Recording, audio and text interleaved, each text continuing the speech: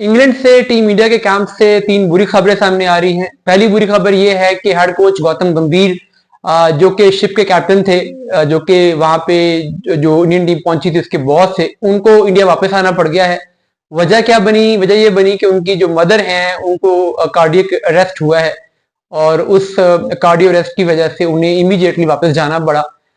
जाहिर है पेरेंट्स की हेल्थ ज्यादा इंपॉर्टेंट है, फर्स्ट प्रायोरिटी होती है। अब गौतम गंभीर की वापसी कब होगी ये इस बात पर डिपेंड करता है कि उनकी मदर की हेल्थ कितनी जल्दी रिकवर होती है।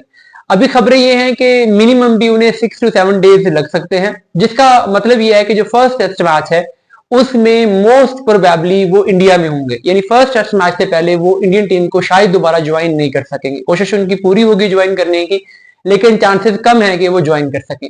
तो अब यहां पर फिर सवाल यह है कि अगर वो टीम इंडिया को वहां पर ज्वाइन नहीं कर सकते तो टीम इंडिया का जो मेजर डिसीजन हैं, जैसे प्लेइंग 11 क्या होगी, कॉम्बिनेशन क्या होगा, टॉस जीत के पहले डिसीजन क्या किया जाए, इस तरह की जो चीजें हैं उसके मेजर डिसीजन कौन लेगा, यानी वहां पर अब इमीडिएट बॉस कौन होगा।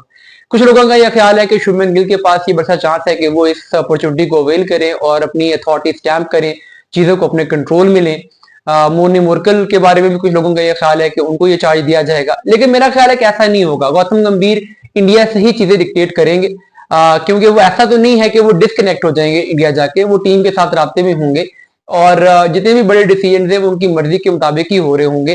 तो अभी भी ऑनलाइन कोचिंग के जरिए से वो चीजों को कंट्रोल करेंगे, चीजों को डिक्टेट करेंगे और डिसीजन वही करते रहेंगे। लेकिन बहरहाल गौतम गंभीर का वहां पर फिजिकली प्रेजेंट ना होना, फिजिकली सिचुएशन को असेस ना कर पाना, फिजिकली कंडीशंस को ना देख पाना, प्लानिंग में टीम इंडिया को हर्ट करेगा। जो दूसरी खबर है वो ये है कि जसप्रीत बुमराह जो कि इंडिया के प्राइम फास्ट बॉलर हैं, वो उनको थोड़े कुछ इशू हुए हैं प्रैक्टिस सेशन में, उनको एक हैमस्ट्रिंग हुआ है और उस हैमस्ट्रिंग की वजह से उन्होंने प्रैक्टिस सेशन में हिस्सा नहीं लिया।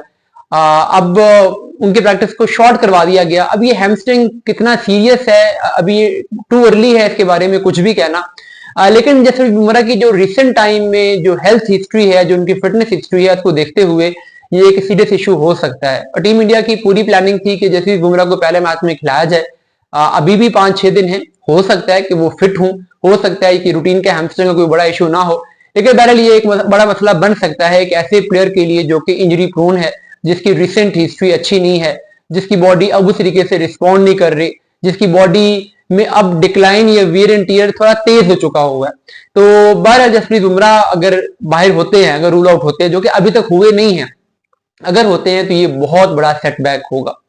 जो तीसरी बुरी खबर कह सकते हैं वो ये है कि वेदर की जो अपडेट्स है अगले 10 डेज की वो अच्छी नहीं है। अच्छी इसलिए आज से नहीं है, ऐसा नहीं होगा कि मैच ही नहीं होगा, लेकिन बहुत हैवी रेन्स एक्सपेक्टेड है। हैवी रेन्स इस कॉन्टेक्स्ट में कि मैच के टाइम पे तो शायद इतनी हैवी रेन नहीं होगी, मैच के जो बाकी टाइम है, इवनिंग में, मॉर्निंग में, रात में, वहां है मैचेस इतने इंटरप्ट नहीं होंगे, लेकिन कंडीशंस हैवी रहेंगी।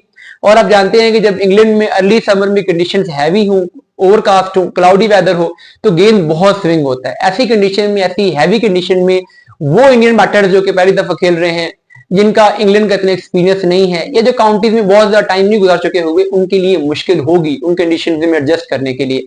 तो ये जो कंडीशंस हैं ये ओबियसली इंग्लैंड के बैटर्स के लिए, उनके बॉलर्स के लिए ज्यादा सूटेबल रहेंगी। इंडियन बैटर्स के लिए भी और इंडियन बॉलर्स के लिए भी इन कंडीशन से कोप अप करना एक बड़ा चैलेंज होगा।